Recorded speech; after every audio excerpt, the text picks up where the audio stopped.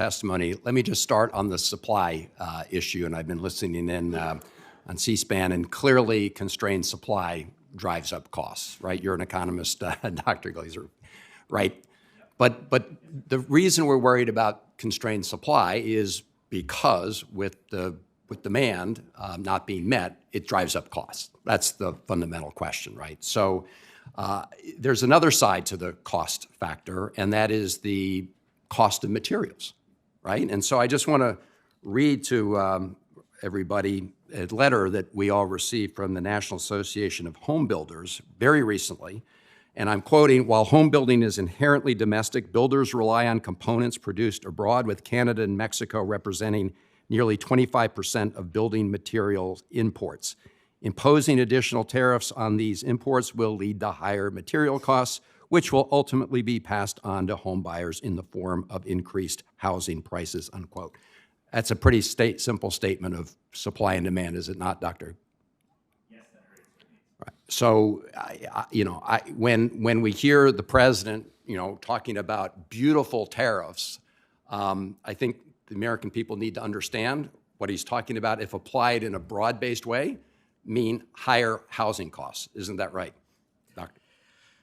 It is hard to see how imposing higher costs on materials coming from outsiders is going to lower costs for housing. That is certainly true, Senator. Well, let me give you the estimate from the chief economist over at the National Association of Home Builders, Robert Dietz. He estimates the tariffs, once fully phased in, will add anywhere from $7,500 to $10,000 to the cost of building the average American family home. Do you have any reason to dispute that?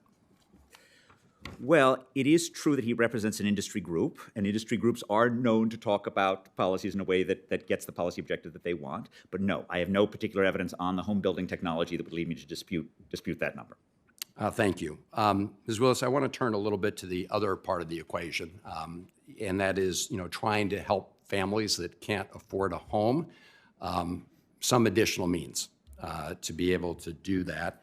And in your testimony, you talk about, quote, the immediate threat facing HUD as a result of the actions being taken by Elon Musk and the Doge group. I must say that I find it kind of sickening that the richest man in the world, who just a few years ago sold like 7 mansions, is trying to deny working people access to programs that, at least to some extent, increase affordability. Could you talk about the damage that would be done if the threatened cuts go forward? Absolutely, Senator. And also, too, just thinking about, you're talking about the richest man in the world, and I want to talk about the HUD programs and who they're meant for. Because when we're talking about ELI, extremely low-income households, we did a study, and we have a study that's called Out of Reach. And so $32.11 is what a person needs to make in order to afford a modest 2-bedroom unit. $26.74 is what a person would need to make to afford a modest 1-bedroom unit. As we know, the federal the wage is $7.25. And so many people will have to work 2.8 jobs or more in order to afford affordable housing.